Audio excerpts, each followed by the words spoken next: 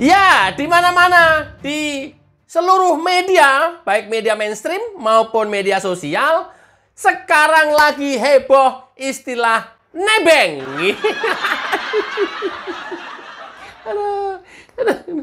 Orang terkecoh dengan politik Kaisang ini luar biasa ini. Kalau gue nyorotinya dari sisi ya cara Kaisang berpolitik, memainkan peran-peran politik karena Kaisang sudah ketua umum PSI, ini sih luar biasa gitu ya. Orang akhirnya masuk dan terperangkap semua di jebakan Kaisang. Para politisi senior dengan momen ini kalian bakal terperangkap semuanya. Masalah jet pribadi. Ya. Ada apa dengan istilah nebeng? Nanti saya perjelas ya. Saya jelaskan ya. Supaya ya orang tidak banyak berspekulasi. Tapi biarkan saja para penyinyir, para pembenci Jokowi dan keluarganya. Nggak masalah. Sampai mati juga dia akan nyinyir terus ya. Even nanti Jokowi sudah tidak menjabat presiden saja, kok rasanya juga masih nyinyir. Artinya apa? Ya vonisnya sampai mati. Selama belum mati, jangan pernah berharap mereka tidak membenci Jokowi. Sudah pasti membenci Jokowi sampai mati. Kita coba simak penjelasan M. Hudori, abangnya Bang Agri ya. Ya. Ada aja netizen ini. Bang Hudori saudara kandung Bang Agri. Bang Hudori. Disangka kita abang adik, Bang. Bang, izin ya, saya state videonya ya. Ya, video ini ada di salah satu podcastnya Cokro TV.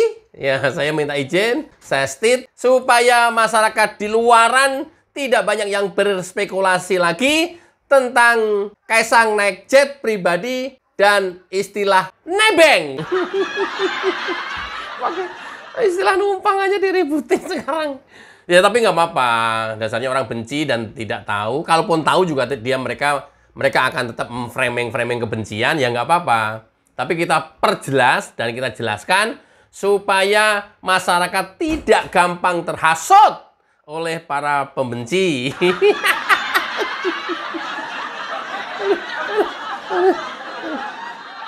Oke ya, coba kita simak M. Hudori dalam podcastnya Cokro TV. Check it out. Sebetulnya formulir itu nggak kena untuk Mas Kaisang, nggak berlaku karena itu formulir untuk pejabat negara. Oke, iya. Jadi mau ditulis pejabat negara apa? Dia memang ketua partai, tapi bukan pejabat negara, gitu. Sehingga akhirnya ditulislah warga negara Indonesia, gitu. Nah, oleh KPK diarahkan dalam kurung anak pejabat negara. Jadi pemirsa harus tahu bahwa formulir yang tersedia di KPK itu bahkan nggak cocok buat Kaisang. Karena dia tidak memenuhi kualifikasi sebagai orang yang harus memberikan laporan gitu loh. Iya. Saking para pembenci membuat desakan kepada KPK, kemudian secara inisiatif Kaisang datang ke KPK untuk melaporkan apa yang menjadi sorotan netizen dan pembenci Jokowi serta keluarga Jokowi. Sampai formulir laporan, standar formulir laporan saja yang ada di KPK itu nggak ada dan nggak bisa untuk mengakomodir kasusnya Kaisang ini.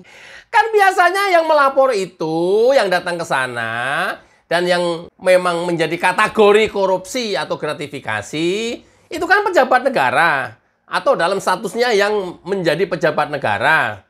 Nah, Kaisang kan ketua partai. Mereka bukan pejabat negara. Nggak ada formnya. Formnya aja nggak ada. Kan dipaksa-paksa, suruh diperiksa, dipaksa-paksa. Saking bencinya ini kepada Jokowi. Nggak ada, formnya aja nggak ada yang bisa mengakomodir case itu gitu. Akhirnya diarahkan menjadi statusnya sebagai warga negara Indonesia, anak presiden kan gitu.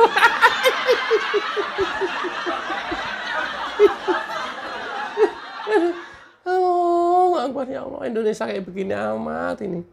Ini nanti saya akan soroti para akademisi, Civitas Akademika yang beberapa kali tampak kelihatan merencanakan sesuatu di akhir masa jabatan Jokowi tanggal 20 Oktober. Nanti skip dulu video yang berikutnya ya. Ini gila-gilaan luar biasa dan rakyat harus melawan ini. Sejak awal rakyat harus melawan nanti. Oke, kita lanjut. Aduh, goblok bener Indonesia ini. Ini karena kepentingan politik ya. Karena pengen berkuasa juga. Ya segala macam cara apapun dia lakukan. Harus even itu merusak negara ini, mengacak-ngacak Indonesia ini, tetap dia akan lakukan. Karena apa? Yang dipikir otaknya dia sendiri. Yang dipikir keluarga kelompoknya dia sendiri.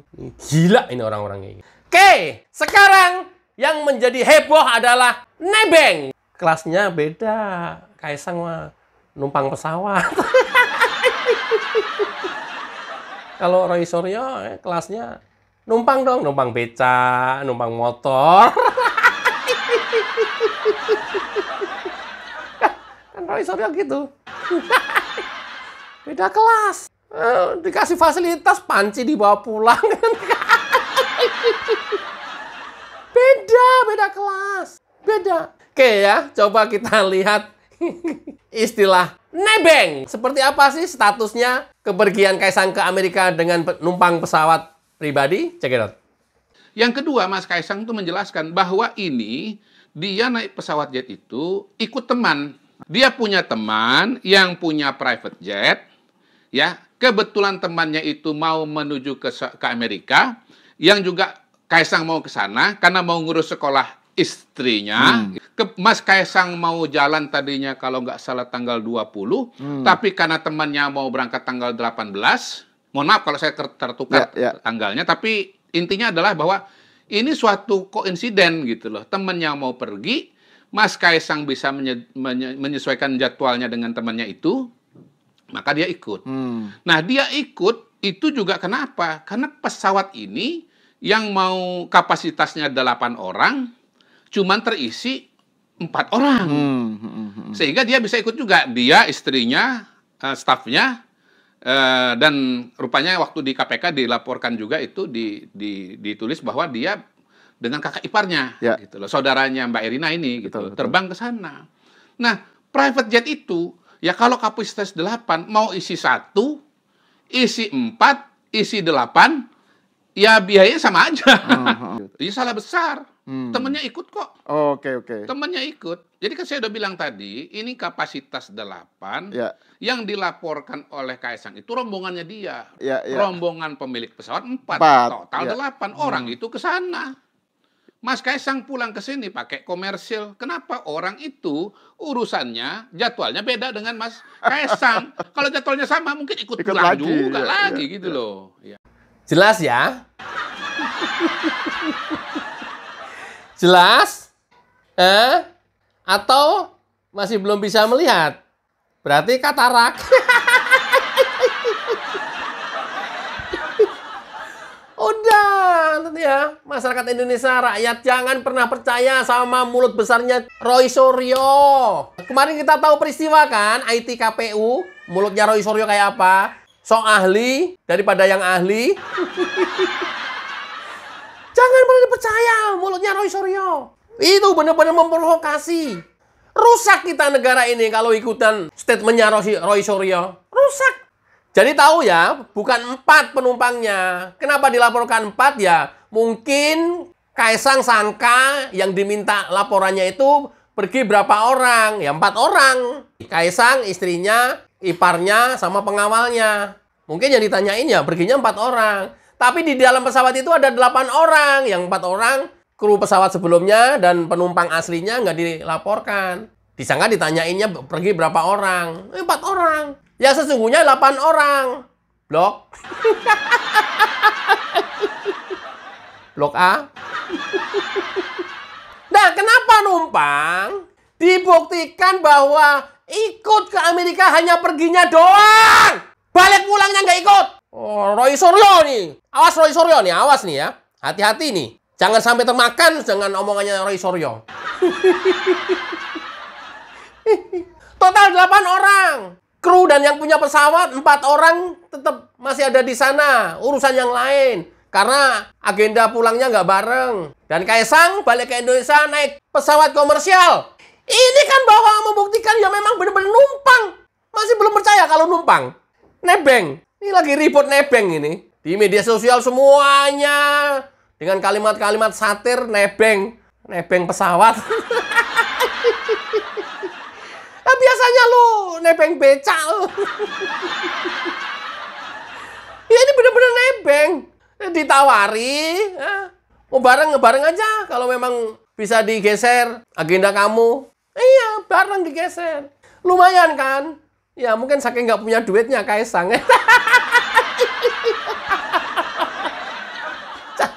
Disangka Kaisang banyak uang. Saking nggak punya duitnya, dia nebeng tuh. Ada tebengan ke Amerika kebetulan. Masih kurang puas. Masih mau terus nyinyir. Masih mau terus menjelek-jelekan terus. Memfitnah terus. Memprovokasi terus. Ya memang itu kerjaan lo. Ada loh ya. Orang yang hidup makan sehari-hari. Itu dari hasil dia nyinyir di media-media mainstream. Ada. Dia memang hidupnya makan sehari-hari. Ngempanin istri sama anak. Itu tuh dari hasil nyinyiran itu. Diundang TV terus-menerus kemana-mana, diposisikan yang nyinyir, diposisikan yang antagonis. Ya. Itu kan artinya apa? Ngempanin anak istri setiap hari, itu dari hasil nyinyiran. Ada yang kayak gini ya. Ada yang komentar di video saya sebelumnya. Apa bedanya Gri sama lu, Gri? Ya. Beda, gue membenarkan diri gue sendiri nih. Kalau gue ini nggak nyinyir, memang sengaja gue lawan orang-orang yang nyinyir itu. Sengaja gue lurusin orang-orang yang nyinyir itu. Macam Roy Suryo, itu harus diluruskan. Terus gembel, nano. Telepite.